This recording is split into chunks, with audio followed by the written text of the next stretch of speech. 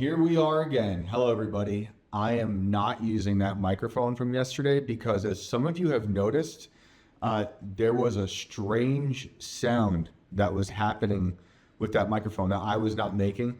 I noticed it Monday night when I was watching along with everybody, and then some people heard it again on Tuesday, or last night, Wednesday, sorry. And it's weird. I don't know if the microphone is haunted, if it's my house, but that was a very strange, like grumbly, demonic voice sound that was happening when I was not talking. It'd be right before I would talk, and when I was talking about weird things. So you can go back to last night's episode. You'll see some people time-stamped it in the comments, and there's one on the night before that I heard. I'm like, dude. So I'm not using that. I'm gonna have to return that to Best Buy and say, I need my money back. This microphone is haunted. I'm not using it anymore. I gotta get a better one. Well, I tried. So we're gonna do it like this now. And sorry I wasn't watching along with everyone last night. I got to go to Bible study, something I haven't been able to do in a while because of the schedule we have with the show when we're live.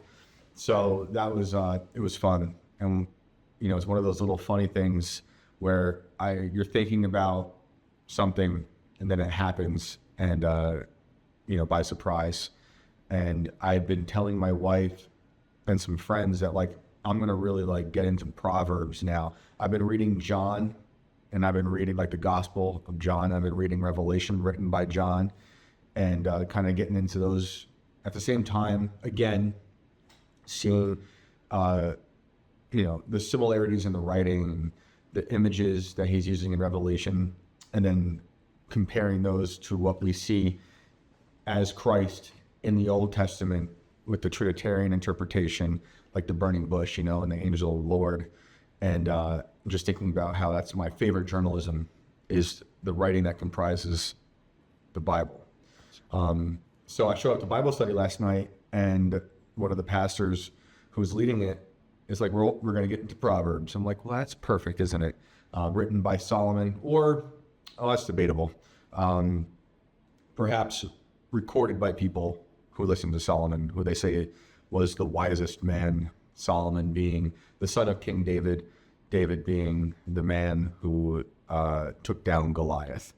But I don't know why I've been thinking about Solomon a lot, just thinking about what wisdom means, you know, what it means to navigate this world in a way that is good, in a world that is bad.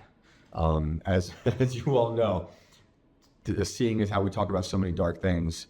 And I got my Bible open right here, just reading some of this before I started recording this. And I highly recommend, I always talk about like the Psalms, you know, for calm. And Proverbs are so good. And if you don't know about Solomon, you should read about him and the dream he had, where God speaks to him in a dream and asks him what he wants. Could have anything. And Solomon says, I want wisdom so he can be a just king. And he gets his wisdom. But Solomon, like everyone else, is imperfect and flawed and a sinner. And Solomon becomes someone who has like hundreds of wives, I think 1,000 concubines, very wealthy, very much of this world, becomes very attached to the material world. So there's so much to learn from with Solomon. And last night, thinking about what it means to be wise, you know, I was thinking about wisdom. First of all, wisdom here in Proverbs, in 1:7 of Proverbs, the fear of the Lord is the beginning of knowledge. Fools despise wisdom and instruction. Amazing. That's amazing. But I have a lot of people who would consider, you know, people who don't have like a high school degree or a college degree or something like a PhD, that some people consider those the smart and the wise. I disagree, even though I have a master's, which I wish I did not do and sink into so much debt for. I think wisdom comes from, as I was thinking last night, how we learn from our mistakes. Obviously, if you're religious, you want to have a biblical application. of how we learn from those mistakes and then pass that knowledge on, which is a lot of what Proverbs is, Solomon addressing his sons. But what does it mean to be wise? And I just think it's something we should all be thinking about, whether you are religious or not. How do we navigate this world with wisdom? How do we learn from our mistakes? How do we stop repeating from our mistakes? Something that everyone deals with, because we're just humans. But it's fun to think about. And I know I said I had a friend coming on today who I was going to interview. He had to reschedule. I might end up doing a live with him on Instagram or something tomorrow when that video drops, the song with him and Kanye. But I'm reminded of that because as I was reading Proverbs last night, we also turned to James. And the first time I ever really read James was sitting next to Kanye in Bible study when we went to his church in LA. And it was just so funny, because at that point, I was just considering that I really want to do this. I really want to be Christian. I want to, what does it mean to pray, right? As I've said before on this show, I spent 3 years leading up to that time with Ye talking to my wife and my friends about how do I pray? What does it mean to pray? I felt like a fool. It felt like I was an imposter trying to pray, but it was just my own, lack of any wisdom, spiritual wisdom when it came to that, because I think I was overthinking it. And it's so funny then to run into Ye and have him invite me out to LA, and that relationship that, we talked for 3 months, and mostly outside of writing lyrics, talking about fatherhood, a lot of the time we just talked about what does it mean to pray, and that wasn't brought on by me. That was something that he'd been thinking about. And so we would just go back and forth about how do you pray? Let's make a prayer together. I'm talking to one of his cousins, and we're just in group chats and sharing prayers back and forth. And I was like, what are the odds, man? Not a coincidence. That's a God thing. What are the odds that I spend years trying to figure out what it means to pray, and then my favorite artist invites me out to LA and we just talk about how to pray. But we read James together in Bible study, and that was funny because at the same time he had just been banned off Twitter. So he's on the phone with Elon as we're in church, trying to have a debate about free speech.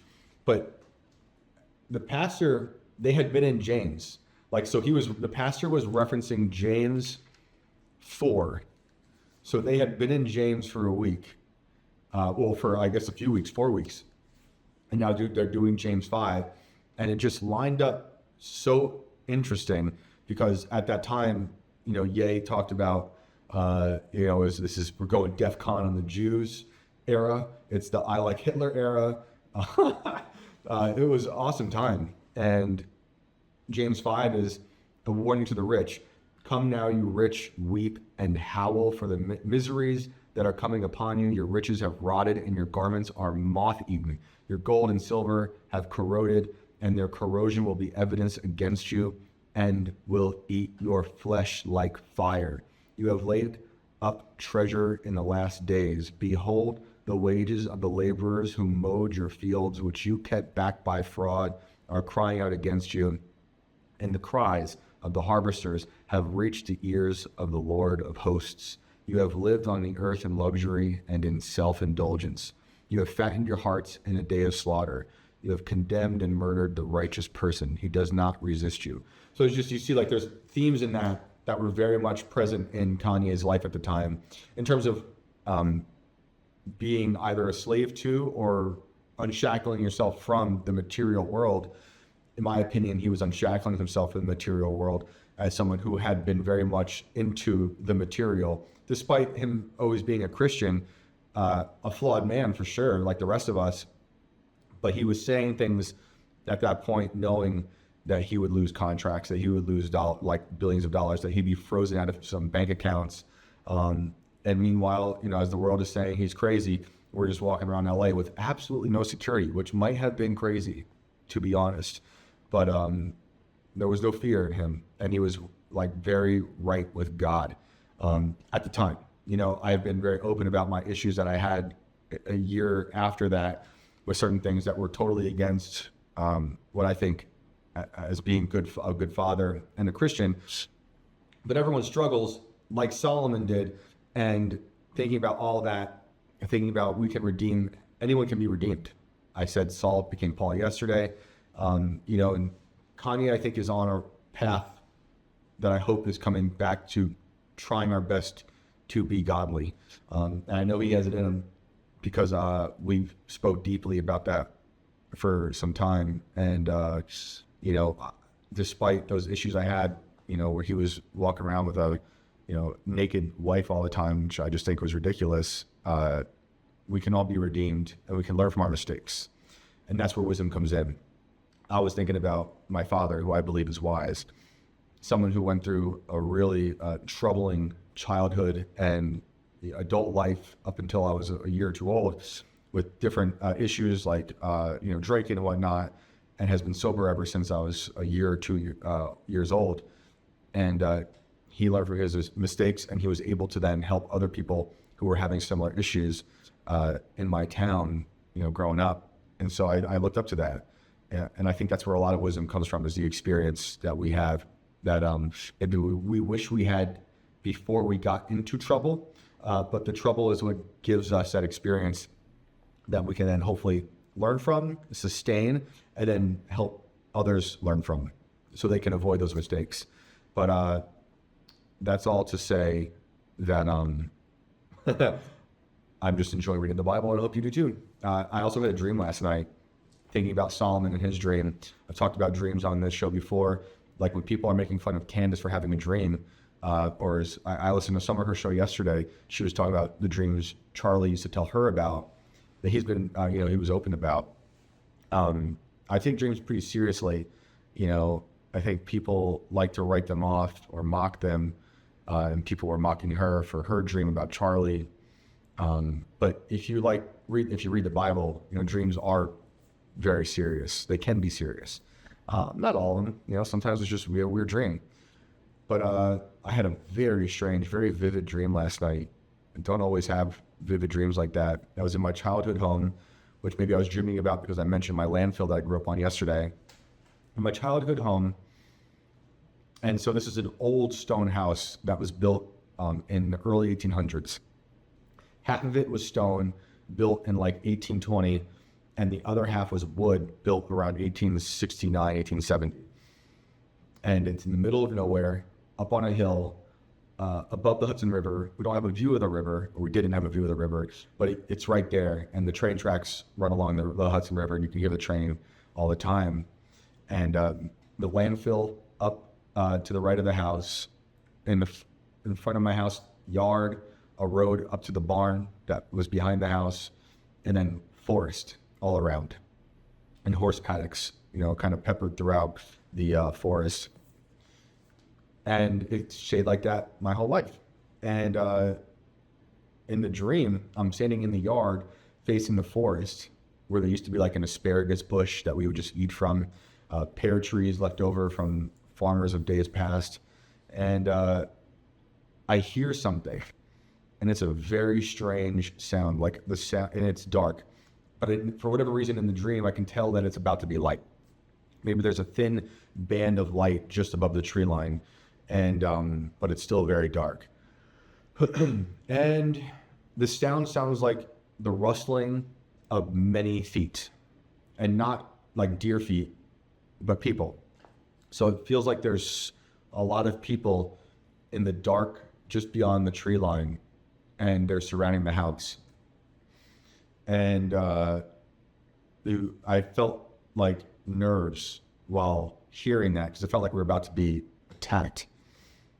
And as that sensation gets crazier and the sound starts to get a little worse, like they're moving in, but I don't see anything, a bright light appears within the forest. And it's a giant circle, like an orb, a giant orb that is glowing like a reddish orange, and it's moving up from the ground. but it's in the middle of the forest. So I'm seeing it through the trees and it's still below the sky. And I'm hearing the feet move all around me in the woods, but all I'm seeing is this giant orb, and it's big, moving up from the ground. And as it moves, I can start to see that there's more with it. Kind of like, I want to say tentacles, but they were fixed, right? They were like big machine arms and legs, almost like a giant like spider or something. And I'm like, wow, that's crazy. And in my dream, I'm thinking that's an alien, even though I don't really believe in aliens in the Hollywood way. I'm like, that can't be something humans made. Although who knows, right? And as it's moving up, all the sounds of the feet get worse, and they become soldiers. I see them now, and they're in their camouflage, and they all got heavy machinery, guns, rifles, and they're just pouring out of the forest now, about to fight this, whatever it is, orb. And then all of a sudden, like, other cars appear, and I don't know who's good or who's bad. I'm just standing in my yard watching it all go down, and there are like thousands of soldiers surrounding the yard, and they kind of take over the orb.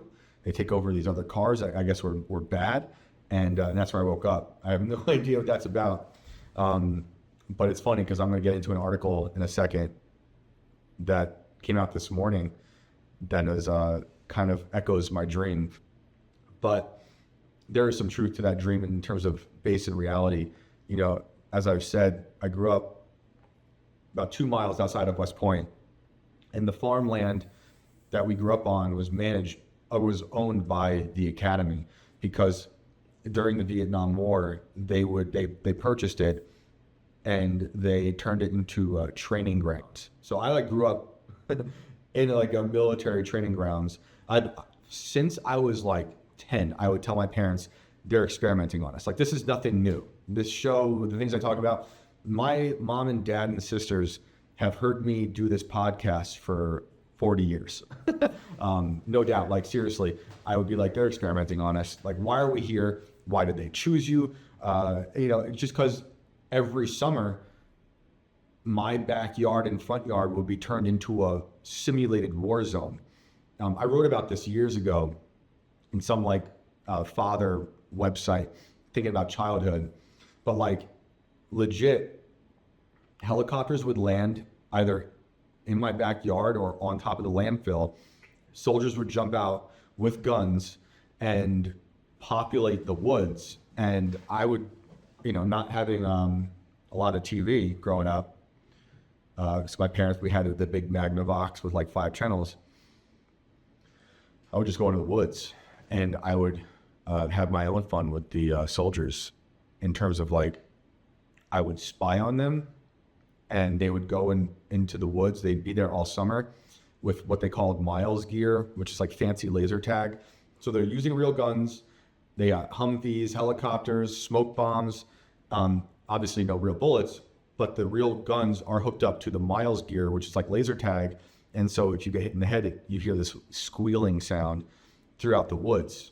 Same for the arm, leg, or if it's a fatal shot, and you have to carry the dead or carry the wounded.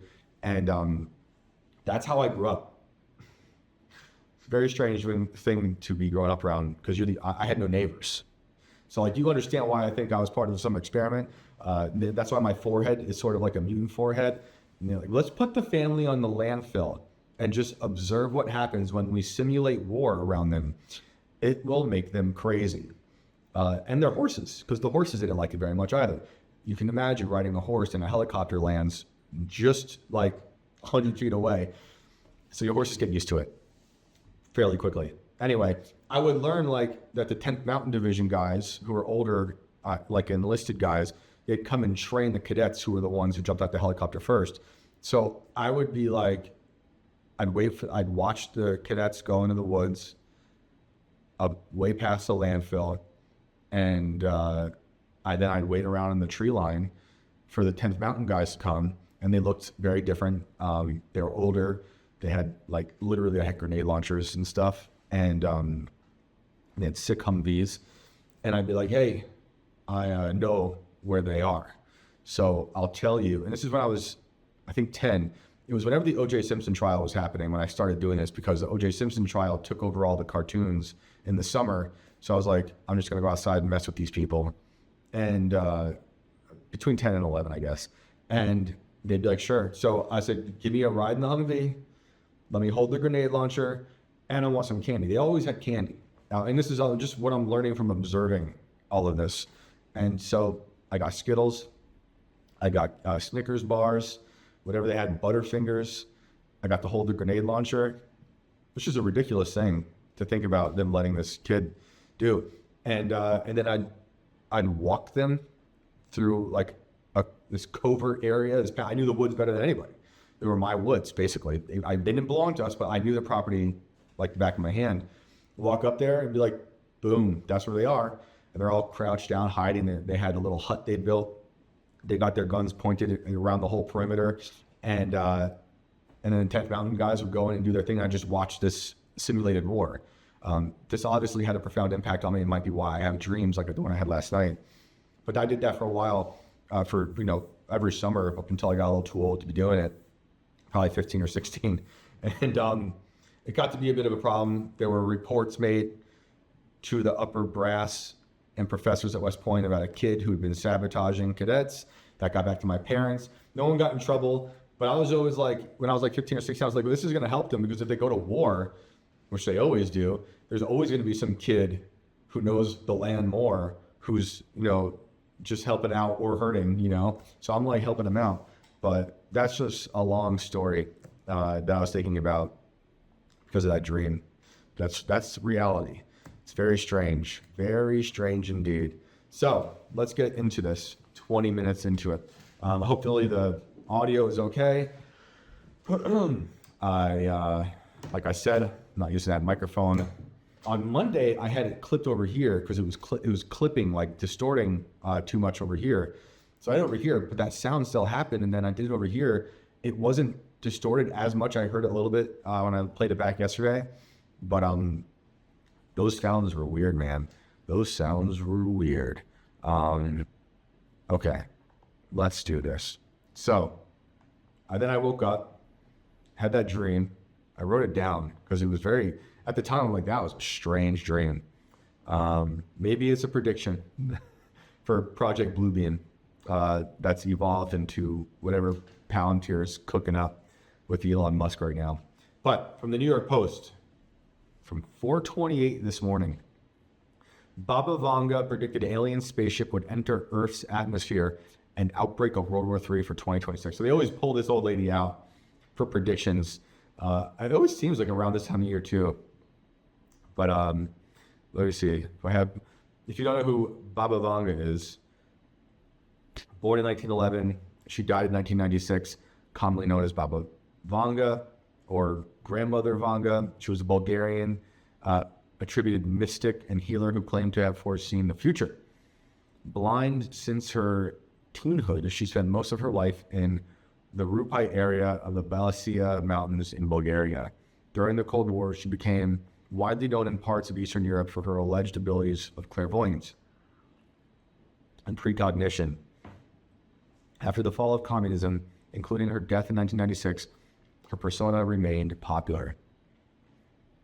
On October 3rd, 1911, Vanga was born to Pando Serchev and Paraskeva Sercheva in the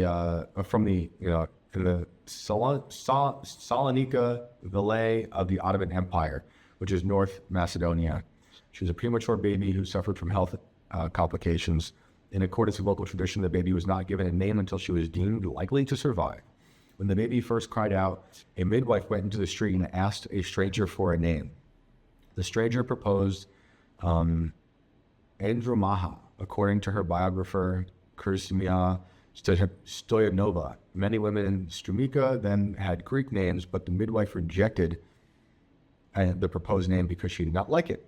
Another stranger's proposal was also a Greek name, which was accepted due to its popularity and adapted to the Bulgarian version, Vangelia. In the 2 years following Vanga's birth, during 1912 and 1913, 2 Balkan wars were fought, concluding with the deeply unpopular Bucharest Treaty of 1913. So That's just a little background on her. You might have seen her before. It looks like there's almost skin covering her eyes. They're not open. She made a lot of predictions. I'm not so big on stuff like this, but I'm always interested in why. Why are they pumping this out? Why do they want us to think this stuff, this part of, like we were talking about on Monday, the disclosure, the distraction, why? The blind Bulgarian mystic who died in 1996 at age 85 was said to have predicted humanity's first ever encounter with extraterrestrial life. And she said it would take place in November 2026. I think that's happened much sooner in terms of like aliens or demons. I think they've been here forever. The Nephilim, perhaps, is how I would think of some of these things. But I walked by Adam's ship in Washington, D.C. about a year ago. I swear to you, he is an alien. He is something. He is a creature that is not human. I saw him. We walked right past each other. I was going this way to the Capitol, and he was coming right past me. I looked into his eyes, his vacuous, dead demon eyes, and I promise you there was nothing there. There was like a little demon behind his face with a wheel just steering him. Different than how it was when I was with Gavin Newsom, because that guy seemed like there were three demons stacked on top of each other in a very charming skin suit that I guess is flame retardant because of all the fires in California.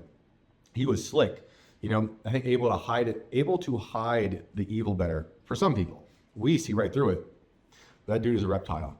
But I just think they're two different evil species. Anyway, that's what she said. She said November 2026. That was her prediction. She warned that a colossal alien spacecraft would enter Earth's atmosphere, though she did not elaborate on the visitor's intentions. And that's what I saw initially this morning. I was like, that is my dream. It's my dream. I am Baba Vanga now. The prediction has taken on added intrigue for some believers amid an uptick in reported unidentified anomalous phenomena. We call them UFOs on this show. Sightings over the past decade and continued speculation surrounding Threat Atlas, an object lingering in the solar system that has fueled debate over whether it is an interstellar comet or something more unusual, or as the CIA says, is neither real nor non-real, or real or non-real. Who knows? There was a story I didn't pull up. People talking about how I think in March we're gonna have some sort of dust storm that's coming from Threat Atlas. Like, give me a break. Give me a break, Bobby Loeb.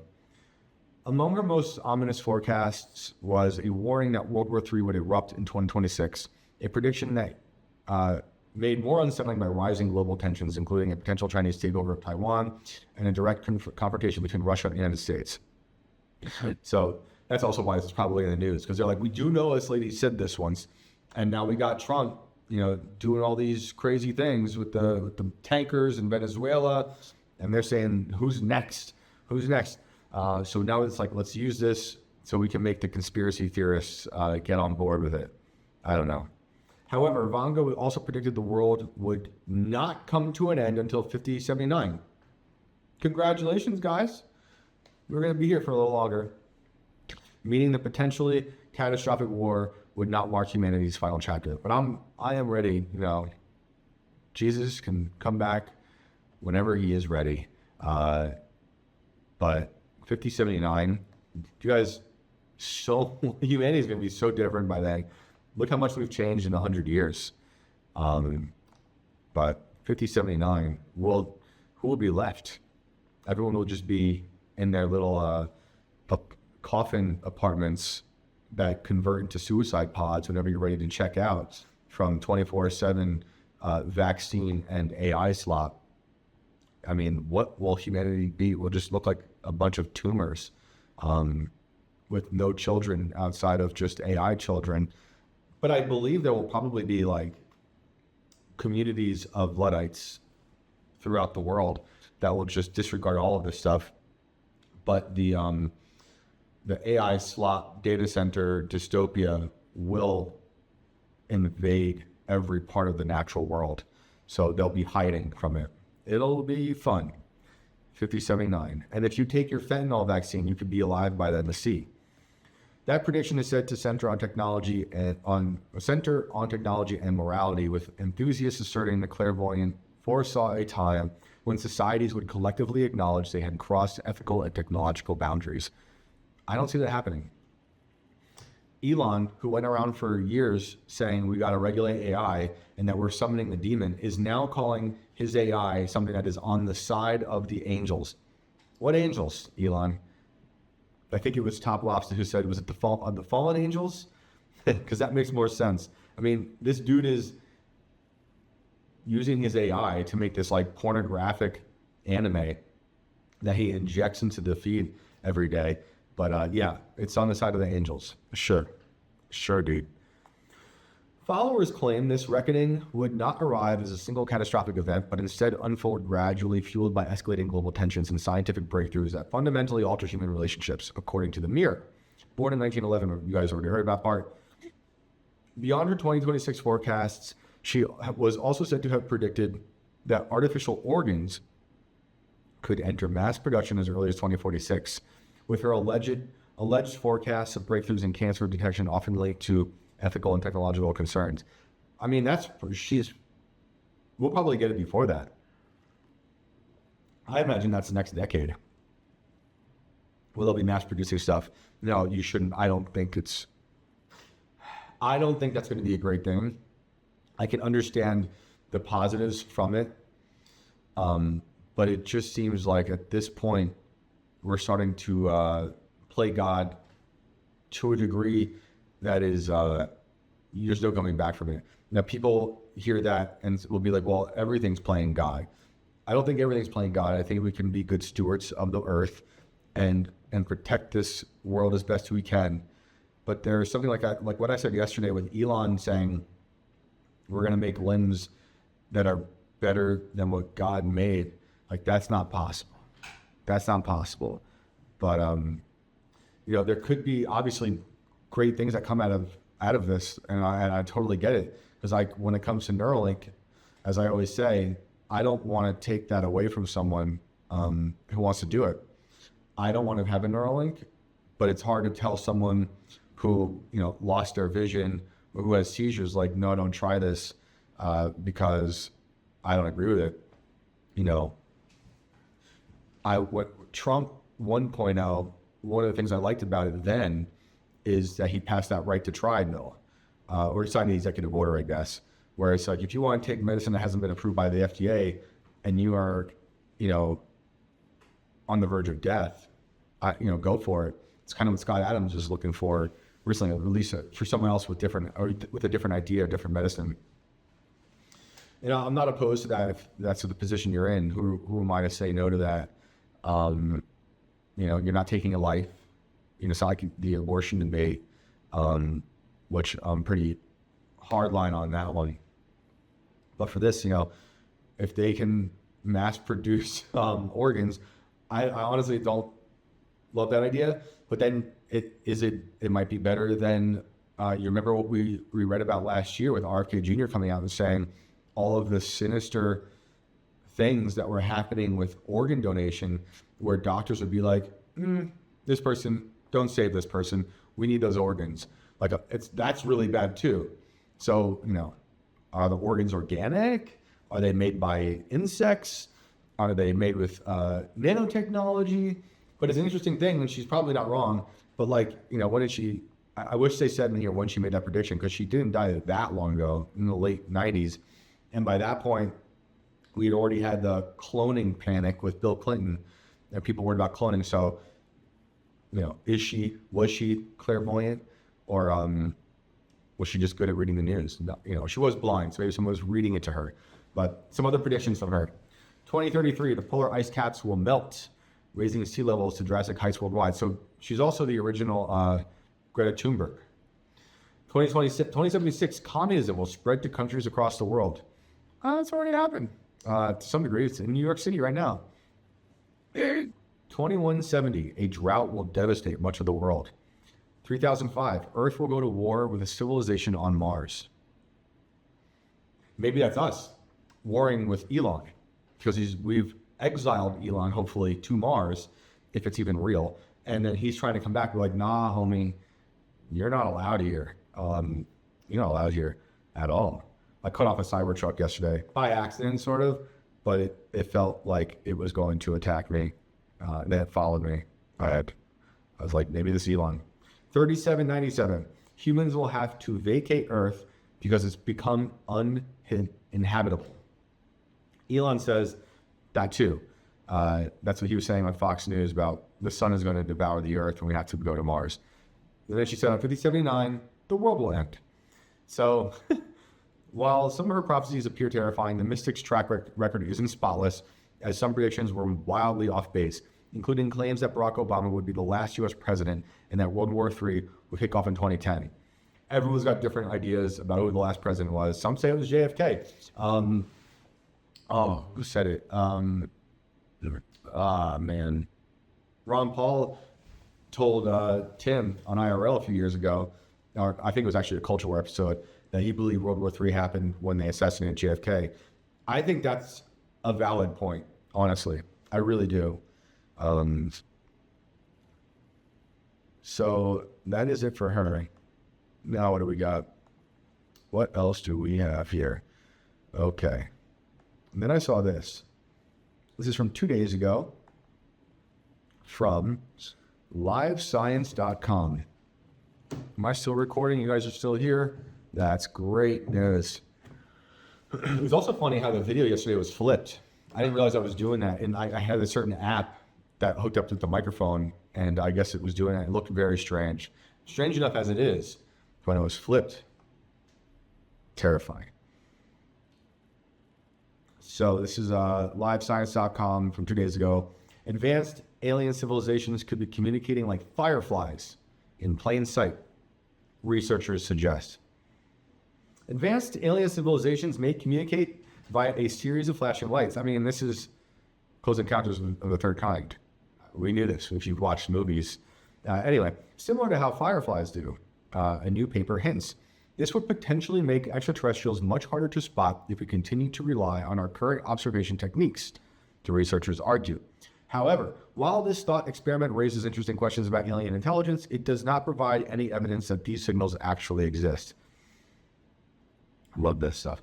So far, the quest to uncover alien intelligence has focused on finding evidence of distant human-like civilizations. For example, the Search for Extraterrestrial Intelligence Institute, which is SETI, the world's leading organization dedicated to searching for alien life, spends most of its time searching for radio signals from distant exoplanets or heat given off by technological megastructures, such as the theoretical Dyson sphere. However, some scientists believe that these searches suffer from an anthropocentric bias, meaning we're trying to understand non-human entities through a distinctly human lens, which is, I think, a very valid point to make. I just saw someone talking about the Benny Hill abduction, and the way they saw like one alien looked like a Nazi soldier, according to them, and another alien like a little baby with like weird skin over it. And then I forget who said this, but they're like, why would we think that if these things do exist and they're from very far away, that they evolved or look anything like us? You know, but I think demons can blend right in. But it's a good point to make for the people who believe in the official way they search for intelligent life. And that they do not account for potential civilizations that are wholly different from our own. Due to this bias, we may be overlooking promising signs of life, like the ones I think exist underwater that have tentacles. Maybe that's also why I had that drawn, because I keep saying the octopus is the alien. In the new study uploaded November 8th to the preprint server ARXIV, researchers proposed a new way that an alien civilization could communicate by flashing to one another like fireflies. These flashing signals could be used for specific and complex communications.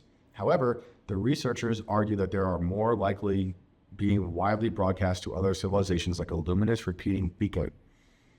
And it makes sure to tell us that this paper has not yet been peer-reviewed, but is now under consideration for publication in the journal PNAS. Love that stuff. I don't think peer-review stuff means a lot anymore, as science was one of the first casualties of COVID. But we'll keep up with it. On Earth, fireflies communicate via a series of repeating flashes caused by internal chemical reactions. These flashes are mainly used to find mates. But while these signals are simple, they do allow distinct firefly species to tell each other apart. The researchers argue that similar flashing could be used as Here we are, signals by an alien civilization, and space is plentiful with repetitive bursts of light. Hey, here we are. We're just blinking up here. We're just blinking like drones. In the new paper, researchers analyzed the flashes of more than 150 pulsars rapidly spinning, highly magnetized neutron stars that shoot out regular beams of electromagnetic radiation as a proxy for what these signals may look like. And while they found no evidence of any artificial signals, they did note some similarities between the pulsars and firefly signals and proposed ways of being able to detect future firefly-like flashes from other natural objects. The whole thing is funny though, because they're, like earlier, like we said, they're looking at these, what they think are, intelligent life not on this earth, and applying things from this earth onto them. And it's just, it's like the NASA looking into how whales communicate, whale songs, and how dolphins communicate, and being like, this will help us talk to aliens for sure. Which, maybe, are they looking at octopus? Have they studied the octopus yet? I'm actually going to Google that right now.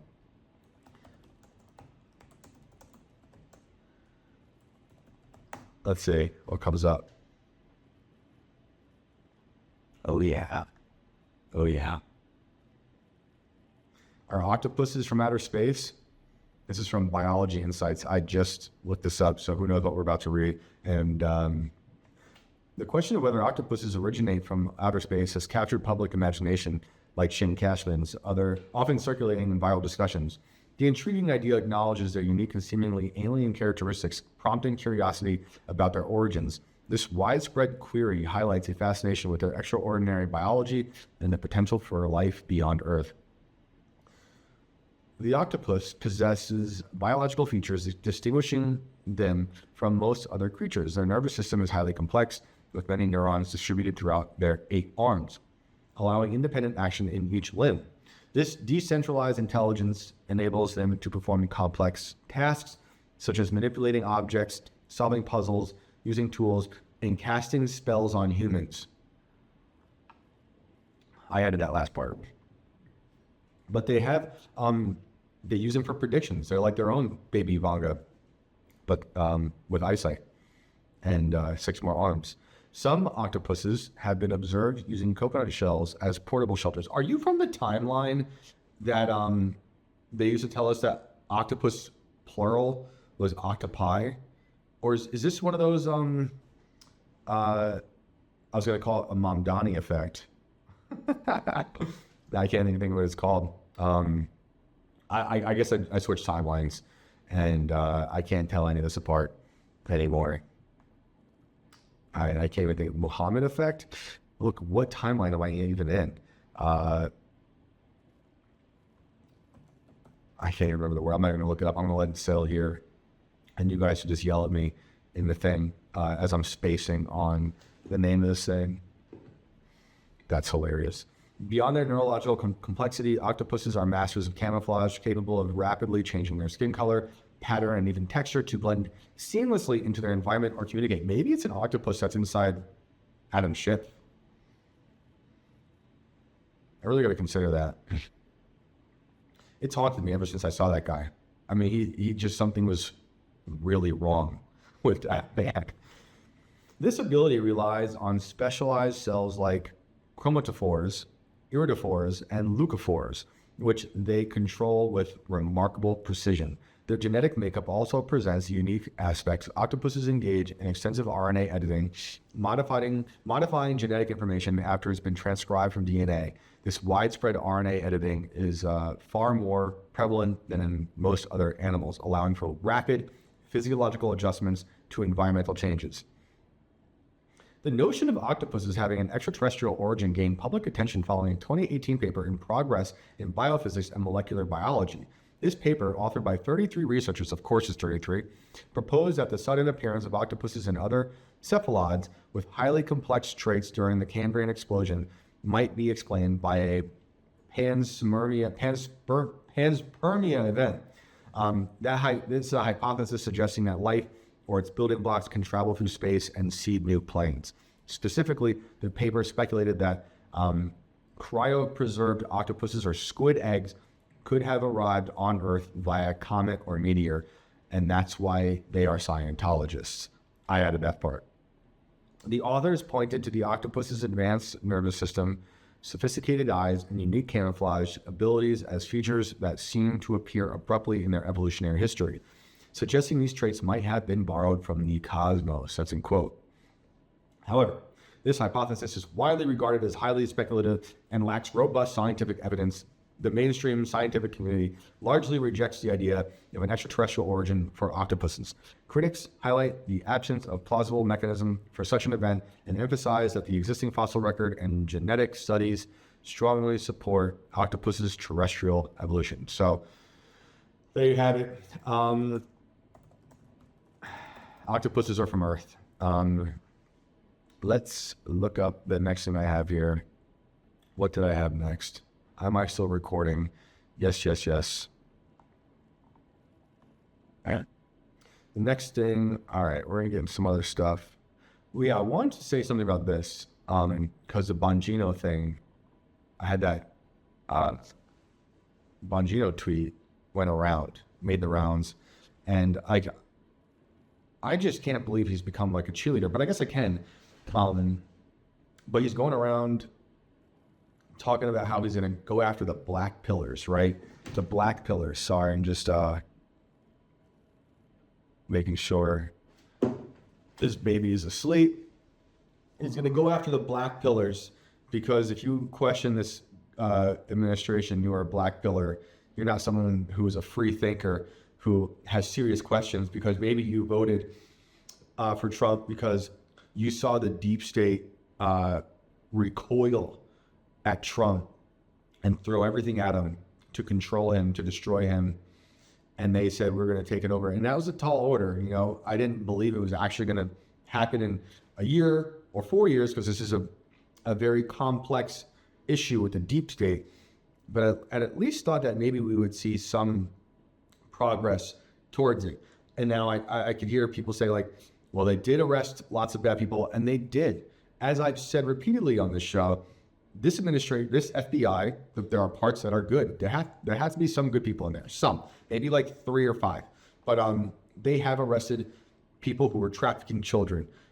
But that's the same thing the Biden FBI also did, and the Obama FBI, and Trump 1.0. There's, despite who's in charge, there are, I'd like to think, good people within it, within the administration, within the FBI, I hope, that have arrested bad people. So that's just nothing unique to this administration, because, you know, you can go look up the Biden numbers as well. Maybe the numbers are a little different, but it did happen. Now, they did prevent, you know, a lot of children being trafficked over the border. I hope that's happened. They say it has. Can we believe them? I don't really know. As some of you know, I've been to the border, reported from it.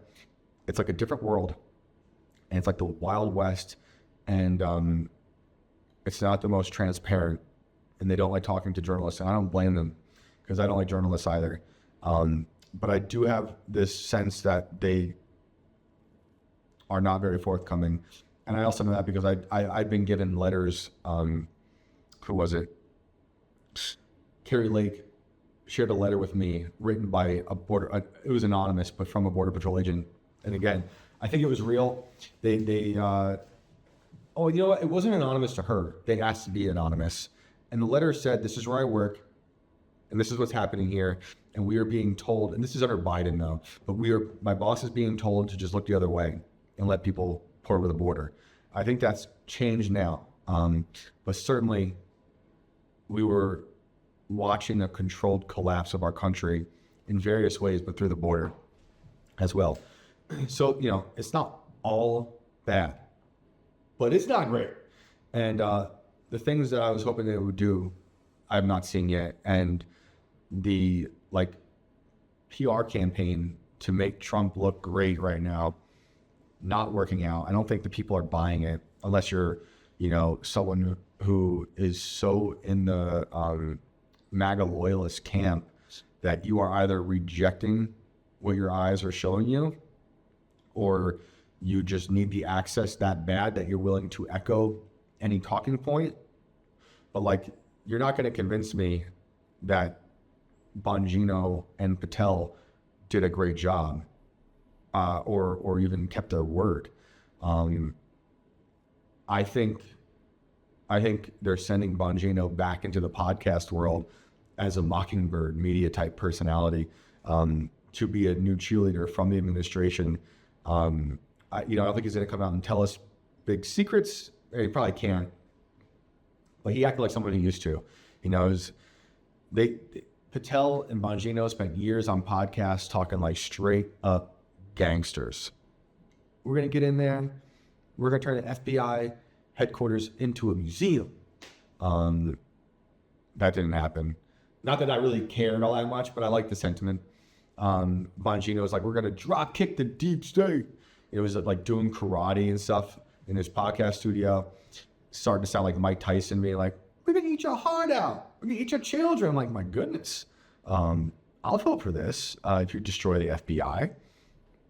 Then they get in, and a few weeks in, a month in, they have that sit down talk with Fox News. They're sitting together, and they just look like two children that have been called down to the principal's office. They just look like their eyelids have been cut out. Like they're just about to drool. Like they haven't blinked in a year. And maybe they did. Bongino said, I've seen things now that have shook me to my core. But he'll say that, but are we going to hear about it? So that on top of their investigation into Charlie, which I don't really buy, or like the whole Butler thing, no real answers. Trump says he's satisfied with what he's heard. I don't think the people are satisfied. That story is insane. The whole thing is insane. I wish we knew more, and I wish there was more transparency. Like I was saying the other day, we're not getting actual transparency. We're getting a false sense of transparency. And I was over it all early on and people will hear this and be like, they think I'm taking it personally because this is a personal story I'm going to share. But it's beyond that. It's like I tried getting this lady help, and they ignored her. So if you haven't heard that story already, I spent months from like November of 2024 up until January 2025 with this FBI whistleblower, meeting her in person, reading through documents from Comey and through her supervisors, pouring over transcripts. She came out to the FBI and said, hey, I found unethical practices. I was trained to blow the whistle on anything like this that was affecting security practices within the name check system database that would affect who gets close to the president. And according to her, it would affect something like a Butler situation, which, she might just be saying that because afterwards, I don't really know what happened with Butler.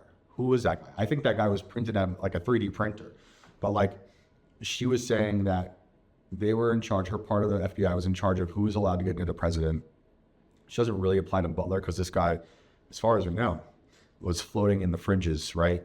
But there were weird lapses in the decision-making process that to her caused alarms. So when she went to her supervisor about it, she got punished, and then she got put on another job, and then they put her it was lawfare again, what I mean by that is what they did to Trump, where it's we're just going to start suing you now. And I'm looking at all the documents of her reporting, their replies, and then it took a few years, and it eventually found its way to Comey. And Comey responded saying okay, 13 of the 18 concerns that the whistleblower raised were found to be true. And so she was just getting struggle session at her own job. She wasn't going to quit. She was close to retirement. She wanted the pension. And she seems like a good lady. And a year prior to me talking to her, maybe even earlier that same year, there were congressional hearings with FBI whistleblowers with different but similar types of stories about ethical issues, but also about how the FBI was attacking them behind the scenes because these FBI agents were conservative. And she knew some of these people. And I thought her story was compelling. I was able to look at, verify and cross-referenced all this different stuff. Got the story. So I probably told you the one part of the story where it's supposed to be published in like the House and Habit blog that I was writing for in Substack. And the day, and like it was all approved, everything was cool at the time, and it was going to get published on the day. You know, obviously I didn't know this at the time, but it was ready to be published on the day that would eventually become Bindergate, when everyone got the binder, including the lady who is House and Habit. And then I got ghosted. Maybe talked to her once or twice after that. Super weird. And, but I put it out myself, and I had people who were directly connected to Bongino and Patel that I was like, all right, what's their end? I can give them the story. I don't even share the story. I just want them to see that this lady really could use their help. Because the other part of the story that's funny to me is, as I was finishing up writing the story, I'm watching Cash Patel, watching his confirmation here. I swear to you, as I hear him say, we will protect whistleblowers, I get a phone call from the whistleblower, and she goes, the FBI just fired me. So it's been lawfare forever.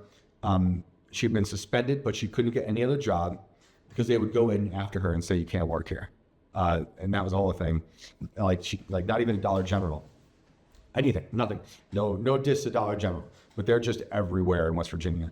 And they fired her. And I thought, like, wow, they fired you because they want to take care of their dirty laundry before Cash gets in. Because at the time, I'm like, I think maybe he'll actually do these things that he keeps saying he's going to do.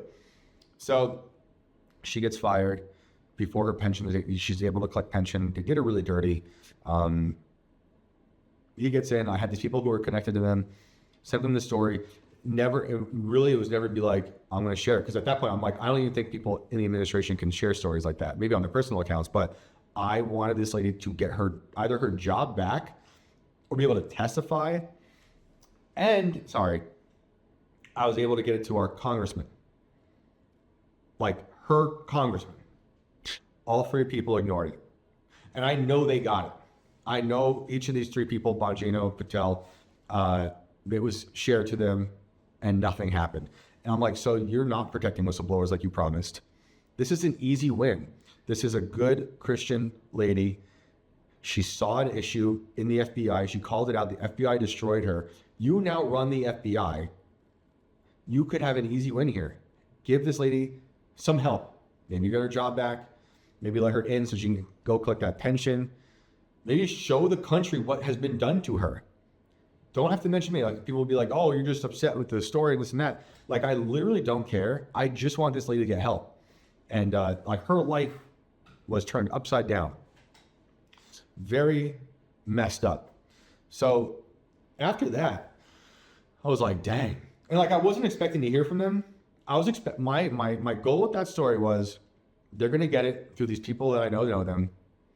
And then they will, at some point, reach out to her or her lawyers and we'll figure it out. Nothing. I'm like, this dude just said he was going to protect whistleblowers. Here you go. Documented whistleblower, documented being destroyed by lawfare, documented being harassed, being blacklisted within the FBI. Her colleagues told not to talk to her. Like, this is real. And you're choosing to do nothing with it. You could have helped her. It could have been done quietly behind the scenes. Just would like to help the lady, who I think was doing the right thing, because I don't trust the FBI. I know they do wrong things. I also, like I said, believe there's some few good people there left. I think she was one of them. And I think the FBI is a wicked, wicked organization that will do anything to get rid of good people. And it's like what I was reading from Proverbs earlier. Fools despise wisdom. They cherish disorder, right? Which is the world we have now. That is the world we have now. So, this other thing I was thinking about before I move on. I'm still recording, that's good. Okay. I'm going to say something positive about the corporate media. I have never said that sentence out loud. But I thought this was interesting, and it's a very it's about the Venezuelan capture, which I don't agree with. But like I heard people trying to prop up the Pentagon press pass thing as like, see like how good it is. There's no leaks, and I'm like, all right, that's good. That's good. Despite we've seen issues with these people in prior situations where they're releasing information beforehand. Now, I don't really care. I would, if I was in there for some reason and I'm told information, I'm gonna risk just never being able to come back because I'd rather share it immediately than care about being invited back, which is probably why I don't get invited in the first place. But I'd rather just not be a part of it because I don't play that game. But I will say this: if these reports are true, even though I don't agree with Venezuela, and even though I find the corporate media to be grotesque, but just as grotesque as a lot of independent media, honestly, this is a human nature issue. You can't just be like blindly loving one or the other. It's a human nature problem within all these institutions, whether it's independent or corporate. There's evil threaded throughout all of them. And but if the reports are true, the New York Times and I think Washington Post heard about the invasion of Venezuela to capture Maduro before it happened and chose not to say anything. So that's a weird, interesting thing. Like, do you share it beforehand? I agree with the decision, even though I don't agree with the decision to invade Venezuela or capture Maduro, whatever you want to call it, because it protects the soldiers, you know. And that was even something Cy Hirsch was talking about when he put out the My Lai massacre. He decided not to share certain things, which you could call self-censorship, honestly. But maybe sometimes if you're trying to protect innocent lives, you have to juggle those ideas. Like, is it okay to do this? And he shared a lot of stuff, you know, so I think so. But I was like, okay, despite Trump being in charge, despite, you know, the New York Times being an enemy of the people and of Trump for sure, they chose not to do it. And I think that is commendable. Despite my disagreements with the decision to go down there, I can respect that. And maybe other people in the independent media knew and chose not to say anything. And maybe this is just the reports are coming out to make them look better. Well, while I was recording, my phone said no more storage. I'm using my phone. I don't have anything proper at home to do this. And unfortunately, I can't afford to get anything right now. I tried that cheap microphone, but obviously it's possessed by a demon. And my phone camera has a better camera than the janky computer I have. So that's that. But let's see what else we got here. And I am recording. I have to delete a few things. What else did I have? All right. Well, that was my rant about the FBI. I think I settled it all. Maybe a little bit more. We talked about Firefly aliens. I got a few other things here. This is from MO Clean Skies on Twitter. The FAA admits their junk fuel creates artificial cloud coverings that last for days and completely cover the sky. Persistent spreading contrail, cirrus form in ice supersaturated regions of the atmosphere and can last for hours to days. They are characterized by their tendency to widen and spread, eventually covering areas that can span several hundred kilometers. That's the FAA's language. That's like what I've been telling you guys about when I talk about this just one type of fake cloud is the kind that a lot of people call the chemtrails. And, you know, I like to say that you see them one long line, but they expand slowly. And they remind me of the fake cobwebs from Spirit Halloween. That's what this is. So they are admitting to this. But funny enough, since I saw this tweet, which was from January 5th, I'll have to find it later. They took down the page. But this person does have a screenshot from the page. Hilarious. So they are starting to talk about it. They've been talking about chemtrails and contrails more, and they keep trying to conflate the two. A lot of people who are anti-fake cloud, a lot of people who are paid off shills for big cloud, they like to say, those aren't chemtrails, man, they're contrails. Liar. That's a liar. Tell them they're lying and that contrails do exist. But contrails are the short temporary tails that trail behind the plane and disappear quickly. Chemtrails are the ones that mutilate the whole sky and then widen into these weird spirit Halloween cobwebs. Well, the deep state keeps interfering with this broadcast. Now I ran out of storage on my phone again, and while I was even trying to do the next video. So see how much I can get of this. I deleted a lot of things, but I have one more thing I wanted to get into before we call it a night. I thought this was an interesting story. This is from Peter Cowan, living_energy, at living_energy on Twitter. Low frequency electromagnetic fields can degrade collagen, weaken tendons, and cause soft tissue damage at levels regulators call safe. We have a real world case study proving this.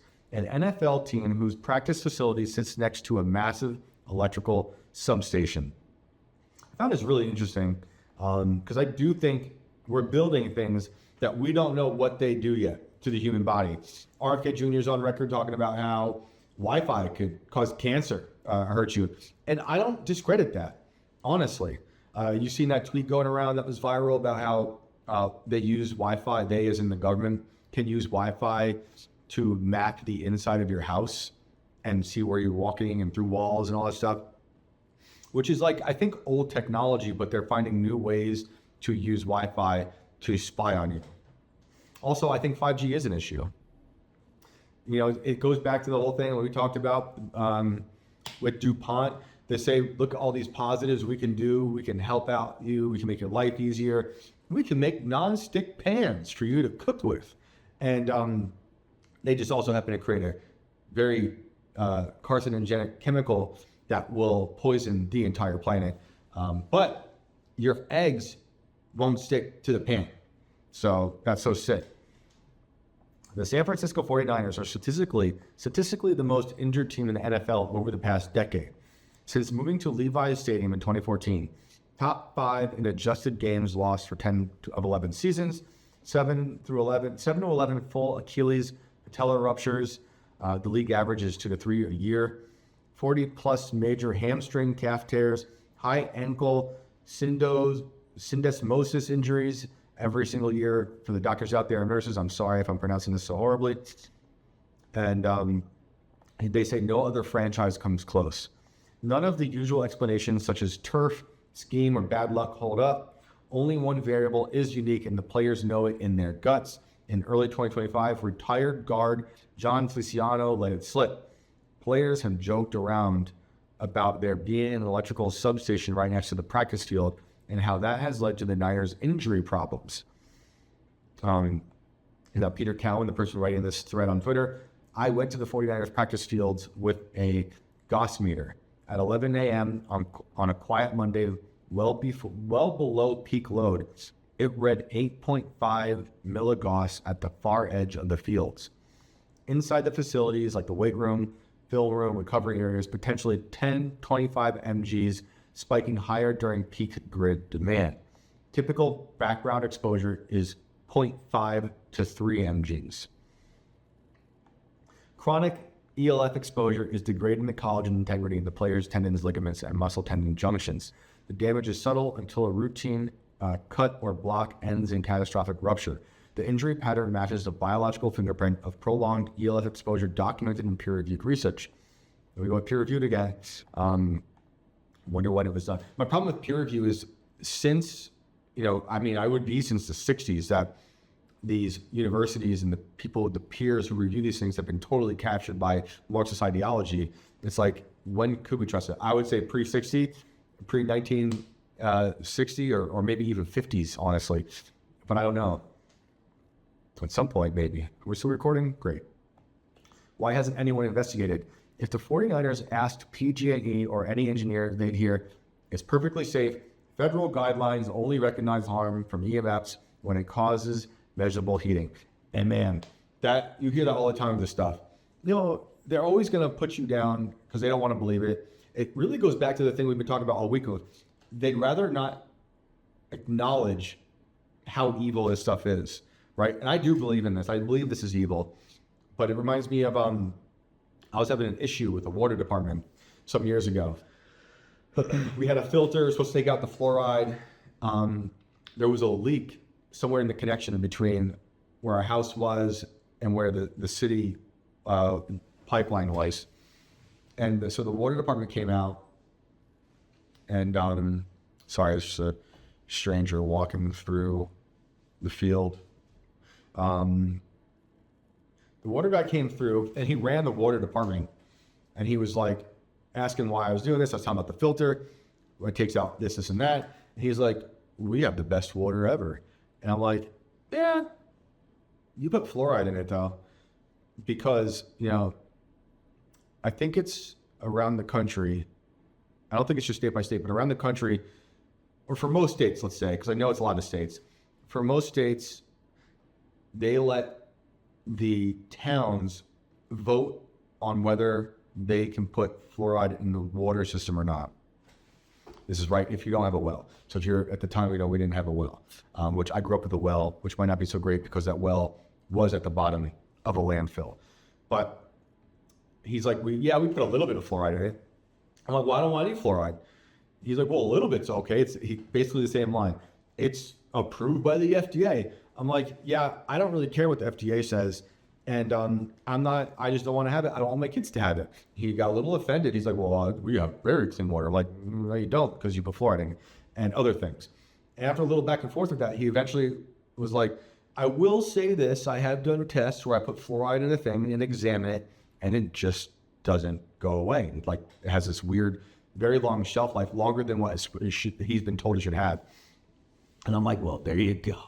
And then he told me, you know, if I don't put, so that town voted for fluoride. Man, that really stunk. And so he said, this is him talking, if I don't put fluoride in the water, I have to pay the public schools, it was like $50,000, and provide fluoride and toothpaste for every kid. Now, I don't think that's every jurisdiction, every town, but I haven't looked into it much beyond where that town was. But he was right, you know. I'm like, that's insane. That's insane. They really want you to have fluoride. So that's all to say. That reminded me of that. Those guidelines were written last century and ignore thousands of peer-reviewed studies on non-thermal biological effects. The explanation lies in part of physics. The guidelines never considered, and it starts with the mitochondria. So the one more thing I want to say about the peer-reviewed stuff is, if you look this stuff up, look up who it is reviewing, if it's available, who wrote it, because you really have to be careful on like who's saying these things. And maybe it's a person with a lot of bad ideas, but they're really smart with this particular thing. Look into it. But if you're a parent, like you got to do your due diligence and look into it. You can just be like, well, I saw an ad on Instagram look pretty good, because everyone's everything's a weaponized commercial, everything. So this is part one of the series. You should guys look into it, because I think it's interesting that they kind of have this case study with the 49ers. And he's got a whole thing at living_energy where he talks about the thermal effects versus, and the way Western standards are versus the Soviet standards, looking back to like the Cold War. And it's called, his thing here is called the Cold War split, EMF safety, how East and West parted ways on electromagnetic science. So I think this stuff is fascinating. I'm seeing a lot of people talking about this more and more. It's why I like what the stuff that MIA is making with her clothing brand Omni. It's not cheap though. You know, I was very grateful to her to give me a sick shirt and a hat. And, but I believe in that stuff, you know, and we should try to do things to the best of our ability to counter all the ways that they're trying to poison us on this world. And you got to look out for your kids. It's just unavoidable though, because like you can't be a hypochondriac. You still got to live in the world. It's in the air, you know, it's everywhere. So you just got to do your best to mitigate these things and not be too paranoid about it all, because it's unavoidable. And I'm also covered in tattoos, like all the way, you know, down to my toes. So I've got a lot of things in my body that shouldn't be there. You know, I can only imagine how many metals there are. So, but you know, I didn't know about this stuff back then. Who knows? Maybe I'll still get another tattoo. But as I was trying to get tattooed on this show when we were still live in the studio, which I do miss. And again, apologies that we're not live like we should be. I saw some people being like, "Well, just go in anyway." No one's here. No one's here. Everyone's in Florida, you know, and it's been crazy. And who said it? Someone commented something like, "Just go in, don't care what those leftists." It's like, dude, my own house is a problem. You know, I had a stalker issue a year ago. I had to go to Tim about it because these things just happen. Like people someone came to my house, and don't do that. You know, do not do that. I got to talk to the police quite a bit about certain things. So it's like, there's nothing we can do. It's just a crazy, weird consequence of being even this small of a public figure. It's bizarre. It's so bizarre. But it's been tough. It's been crazy. And I'm just trying to make it happen as best I can with what I have. This phone and my janky computer and my tea. So I do miss the live show though. I miss the phone calls. Like I said, maybe sometime next week we can figure out how maybe I put it out there that I'm about to do a pre-record because I don't know what's going on at the studio. Like I really don't know yet. And I really want to figure everything out. But in the meantime, I'm just trying to roll with it. And so what I was going to say is maybe we find a point where I can just say, hey, I'm going to be recording at this point. If you are free at this time, I'll send you Zoom links and we can just do it how we did it in the capacity that I can do it. So if that's something that's interesting to you, I could either put that on Twitter and maybe you see it, or maybe DM me and you'd be like, I am typically available during the day. I'm recording these right now, anytime between like 10 a.m. and 12 p.m. Eastern time. So if you happen to be free around those times, you think, hey, I'd like to call in, I could do a thing where I'm recording. I have a Zoom link, I send it to you, and we'll do it like that for now. Because that'd be awesome. It'd be fun. So that is it for this week. I believe it is Thursday. This week flew by. Thank you all for joining us. Thank you guys for tuning in last night. Appreciate you all. And again, send me things you think I missed. Love to talk about them. Read your Bibles. It's amazing. It's the blueprint through all of human joy and suffering to eternal life. And I'm going to go read some more now before my kid wakes up. Thanks for joining me. See you guys soon. Later.